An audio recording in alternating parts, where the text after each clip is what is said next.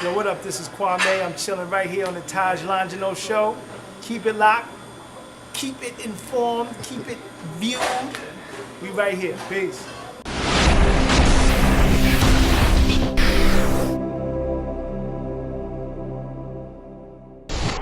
You know, we've been together for some time, and I've been experiencing some kind of feelings that's changed and rearranged for the better.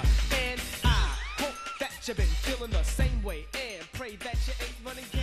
Hey, just what do you have to say? What artist today most resembles what you did in the past? What artist today most resembles what I did in the past? Or even artists back then? You know, I think We're ready to check that signal. what I've done, what I do, Top speed. has always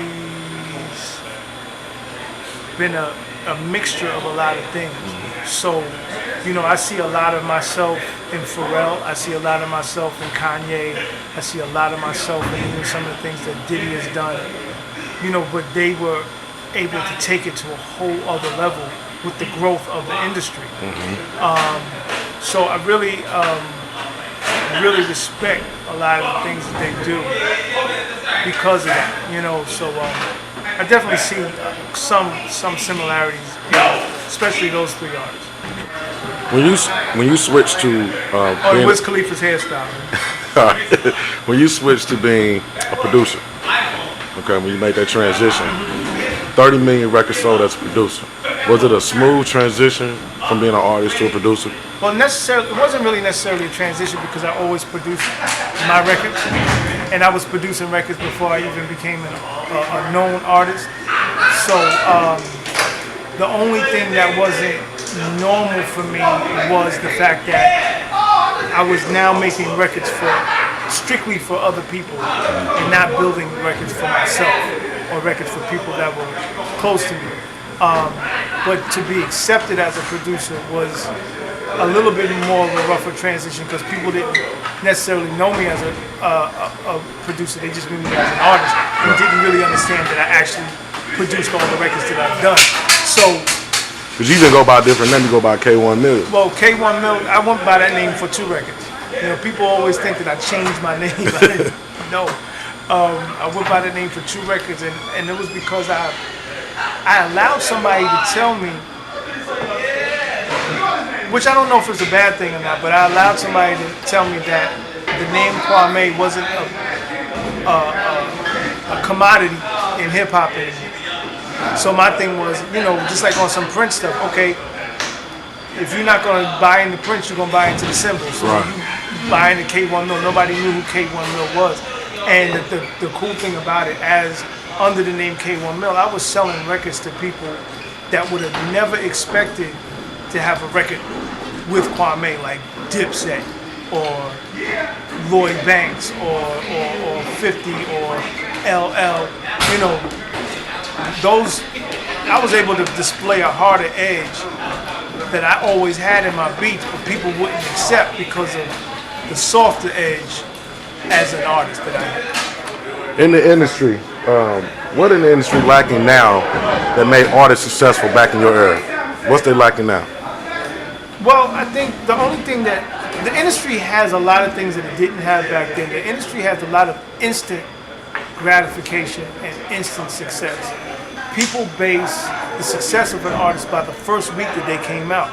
Where when I was younger, you come out and they base your success after a whole season or a whole year was up. Because you were on the road for a year, you were selling records, you were doing this, and you built your momentum up. Where now it's like, yo, it's Monday and then Tuesday somebody put out an album, and by next Thursday it's over with. You know, the hype is dead. So that's kind of an opposite of what you said, and I think the thing that the industry has now for success, also artists, it's about the trending topic right now. It's not about the influence of an artist. There's very few amount of artists that influence other people. You know, J. Cole influences people. A Kendrick influences people. A Chance the Rapper influences people. Drake, I think, is at the top of the pile of influence. Everybody's sound got a great sounding record nowadays. So Future influences people. And it's still, just like back in the days, it's still a small few people that have these influences. And I think a lot of artists, they're not catching up to that. They're not seeing how important that is. Because when you're an influencer like that, you have way longer careers than just a trending artist. Do you feel like that's the reason why artists like Nas and E40 they continue to rap? They don't retire because they feel like they can't hand it over to the younger generation. See, but I think that's the mistake that people make when it comes to rap. People assume that rap is supposed to be a young man's game, when rap should be you telling what you see from your perspective. So whether it's my perspective as a 17-year-old, whether my perspective as a 42-year-old, whatever it is, I should be able to spit from my perspective. Nobody says nothing to Mick Jagger's 80-year-old ass getting on stage singing a new rock record. Nobody says nothing. He just dropped a new record and it's dope. It ain't even whack. Nobody says nothing to God rest the dead 55-year-old Prince. Nobody says nothing to 70-year-old Elton John. So you just think it's only in hip hop where they hold you to a certain age where you're supposed to put the mic down? Yeah, well, why? Yeah. Nobody tells B.B. King that he should have put his guitar down at 90. If you can spit, if you got spit. If you got beats, drop beats. See, and that's the thing that it's the one thing that I never liked about hip hop. It eats its elders all the time. It's always about get out. Is that the disconnect between the older artists versus the newer artists? Is that the disconnect? And then that's why a lot of newer artists don't have any direction, because they won't even. The older artists don't like the newer artists. The newer artists don't respect the older artists, and you don't have no connection with. You're a rock and roll dude. You're a brand new kid, and you meet Paul McCartney. Paul McCartney, if he knows about your records, he gonna put you under his arm, and be like, "Yo, homie, that's dope. You should maybe flip it around this way. Let's do something together. Let's do this." A new rapper is not gonna see KRS-One in the street and go, "Hey, man, let's make a record together." Right. But here's this: a white rapper will. A young white rapper will pull a Melly Mel like how Macklemore did.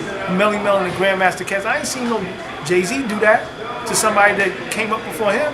He talk about Big Daddy Kane all the time, but I ain't never seen him on a record with Kane, except for when Kane put him on a record. And you see that all the time, man. The young throw away the old, and the old don't respect the young.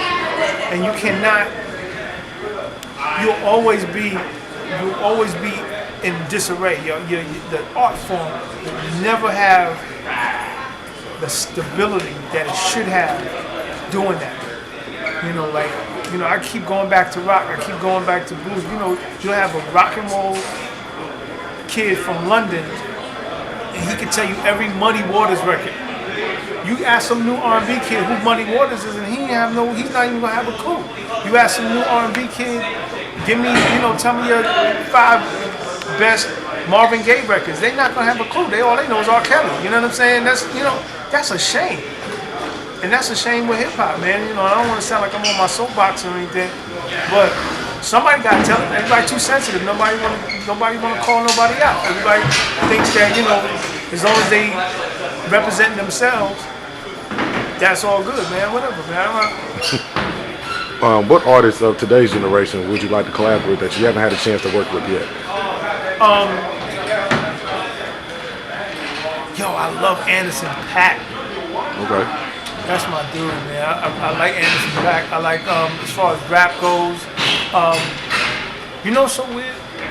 A lot of people say stuff about this guy, but I find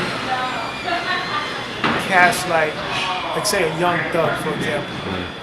If you get past all the theatrics, Young Thug actually got lines. If you get past all of that, he actually has lines. If you really check it out, and it's like, what? I wonder how he would sound on this type of record. Right. Just as a producer, it has nothing to do with being a fan or not a fan. Okay. I wonder how this guy would sound, because it's like all these new rappers, they stay in their element. they never want to leave their element, and they may even be greater in another element. Like that's what I give it to Kanye. Whether you like it or not, whether you think he's crazy or not, he pushed his boundary. You know what I'm saying? And he put himself in different forms just to see how far he can go. That's why I love like Andre 3000.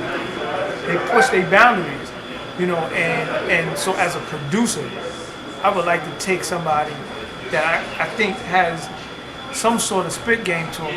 It's never gonna be like Lil Yachty on a dope record, you know. Like I would never do that. That's not. I'm just not into that. But if I find somebody or heard somebody that I feel has that potential spit level and put them on something else, that's a little bit more. So when you're producing, when you're putting the beat together, do you already hear what artist will sound good on this I track? hear everything before I put it together. Like, you know, that's just my thing. I have to hear and see the whole thing. If I'm making a beat for a particular artist, I don't just make blanket beats. I feel like I'm like a tailor. You know, I like to have a conversation with you. I like to know who you are, how you see things, and how you vibe, and what gets you turned. And I try to tailor the beat to that. You know what I'm saying? Instead of, you know, like I can't just say, here's a beat. This beat's for Jay-Z. No, I haven't had the conversation with Jay. I don't even know where he's at.